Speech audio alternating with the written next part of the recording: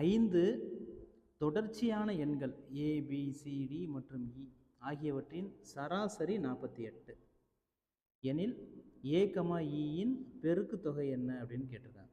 First இந்த கொஸ்டினில் என்ன பண்ணியிருக்காங்க, சராசரி கொடுத்துருக்காங்க. சராசரி ஈக்குவல் டு 48 அப்படின்னு கொடுத்துருக்காங்க. அப்போ அதனால் நான் ஃபஸ்ட்டு என்ன பண்ணிக்கிறேன், சராசரியோட ஃபார்முலாவை எடுத்து எழுதிக்கிறோம். சராசரினா என்ன, மொத்த கூடுதல். மொத்த கூடுதல் டினாமினேட்டரில் மொத்த எண்ணிக்கை. மொத்த எண்ணிக்கை. இப்போ சராசரி நம்மளுக்கு 48ன்னு கொடுத்துட்டாங்க. இந்த மொத்த கூடுதல் அப்படிங்கிறது யார் அப்படின்னா, நம்மகிட்ட இருக்கக்கூடிய டேர்ம் எல்லாம் கூட்டணும். A + B + C + D + E. Okay, மொத்த எண்ணிக்கை. அப்போ நம்மள்ட்ட மொத்தம் ABCDE மொத்தம் 5 இருக்குது. அப்போ 5ன்னு போட்டாச்சு. இப்போ என்ன பண்ணணும்னா, அந்த ஏயவும் ஈயவும் நம்ம கண்டுபிடிக்கணும். அதை கண்டுபிடிச்சா தான் என்ன பண்ண முடியும், அது ரெண்டையும் பெருக்கி ஆன்சரை போட முடியும். இப்போ ABCDE அப்படின்னு சொல்லிட்டு ஒரு 5 கேரக்டர்ஸ் இருக்குது, எல்லாமே டிஃப்ரெண்ட்டாக இருக்குது. அப்போ சம்மை சால்வ் பண்ண முடியாது. இந்த மாதிரிலாம் சம்மை சால்வ் பண்ணணும்னா அந்த அன்னோன் கேரக்டர் எல்லாமே சேமாக இருக்கணும், அப்போ தான் சால்வ் பண்ண முடியும். ஒரே வேரியபிளாக இருக்கணும். இப்போ நான் என்ன பண்ணுறேன்னா, கொஸ்டினில் ஒரு சின்ன ஒரு யூனிக்னஸ் கொடுத்துருக்காங்க பாருங்கள். என்ன அப்படின்னா, 5 தொடர்ச்சியான எண்கள் அப்படின்னு சொல்லியிருக்காங்க. அப்போ தொடர்ச்சியான எண்கள் அப்படின்னா இதை நம்ம எப்படி ரீரைட் பண்ணிக்கலாம்னா, 48 அப்படியே இருக்கட்டும். அந்த A இருக்குல்ல, அதை நம்ம எக்ஸ்ன்னு வச்சுக்கிறோம். ப்ளஸ்ஸு B இருக்கா, தொடர்ச்சியான எண்கள். அப்போனா எக்ஸுக்கு அப்புறம் என்ன வரணும், எக்ஸ் + 1 வரணும்.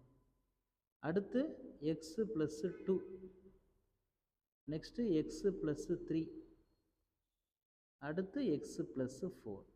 இதுக்கு பேர் தான் தொடர்ச்சியான எண்கள் அப்படின்னு அர்த்தம். இப்போ பாருங்கள், எல்லாமே நம்ம எக்ஸில் மாற்றிட்டோம் பாருங்கள், ஒரே வேரியபிளாக மாற்றிட்டோம் பாருங்கள். இப்போ நம்ம ஈஸியாக சம்மை சால்வ் பண்ணிடலாம். அப்போ நான் என்ன பண்ணியிருக்கேன், ஏக்கு பதிலாக எக்ஸ்ன்னு சப்ஸ்டியூட் பண்ணியிருக்கேன். நெக்ஸ்ட்டு ஈக்கு எக்ஸ் + 4ன்னு சப்ஸ்டியூட் பண்ணியிருக்கேன். அதே மாதிரி ஒவ்வொன்றுக்கும் பண்ணியிருக்கோம். நான் எதுக்கு ஏவும் ஈயவும் மட்டும் ஹைலைட் பண்ணுறேன்னா, கொஸ்டினில் அந்த ஏஇ மட்டும் தான் நம்மளுக்கு வேணும், அதனால் அதை மட்டும் ஹைலைட் பண்ணியிருக்கேன். இப்போ அப்படியே எல்லாத்தையும் என்ன பண்ணிடுவோம், கூட்டிடுவோம். 48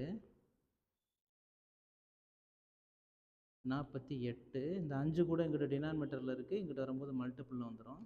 இப்போ நம்மள்ட்ட மொத்தம் எத்தனை எக்ஸ் இருக்கும்னா 5 எக்ஸ் இருக்கும். அந்த 1 2 3 4 5 அதெல்லாம் நம்ம ஆட் பண்ணோம்னா ஒரு 10ங்கிறது நம்மளுக்கு ஆன்சராக கிடைக்கும். ஓகே, இப்போ இதுலேருந்து நம்மளுக்கு எக்ஸோட ஆன்சர் நம்மளுக்கு வேணும். அப்போ எப்படின்னா 48 × 5, அங்கிட்ட 10 வந்து சரி, இதை முதல்ல மல்டிபிள் பண்ணிக்கிட்டு கூட நம்ம ஆன்சரை போடுவோம். 48ஐயும் 5ஐயும் இப்போ நம்ம பெருக்கணும். 48ஐயும் 5ஐயும் நம்ம பெருக்கணும் அப்படின்னா, இல்லைன்னா நம்ம ஒன்று பண்ணுவோம். இல்லை, பெருக்கிறது ஒன்றும் பெரிய கஷ்டம் இல்லை. இந்த 5 நம்ம இப்படியே வச்சுக்கிட்டோம்னா கூட இன்னும் கொஞ்சம் ஈஸியாக சால்வ் பண்ணலாம், அதுக்காண்டி தான். அப்போ 48 அப்படியே இருக்கட்டும். அந்த கீழே உள்ள 5ஐ வந்து நம்ம என்ன பண்ணிக்கலாம்னா, மேலே 2 டேர்ம் இருக்கிறதுனால ரெண்டுக்குமே பொதுவாக இருக்கும், அது அதில் தனித்தனியாக பிரிச்சுக்கலாம். 5x/5ன்னு பிரிச்சுக்கலாம், ப்ளஸ் 10/5ன்னு பிரிச்சுக்கலாம். இப்படி போடும்போது இன்னும் இந்த சம் ஈஸியாக இருக்கும். இது கேன்சல் பண்ணும்போது 2ன்னு வரும். அப்போ 48 இங்கே எக்ஸு + 2ன்னு வரும். அப்போ ஈஸியாக நம்ம ஆன்சர் போட்டுக்கலாம். அப்போ எக்ஸோட ஆன்சர் வேணும்னா 2 எங்கிட்டு மைனஸில் கொண்டு வரணும். ஓகே, அப்போ எக்ஸோட ஆன்சர் 46. அப்போ நம்ம ஏயை என்னென்னு வச்சுருந்தோம், எக்ஸ்ன்னு வச்சுருந்தோம். அதனால் அப்போ A = 46. ஈயை எக்ஸ் + 4ன்னு வச்சுருந்தோம். அப்போ ஈயோட ஆன்சர் இந்த 46 கூட ஒரு 4 ஆட் பண்ணிக்கிறணும். அப்போ 50.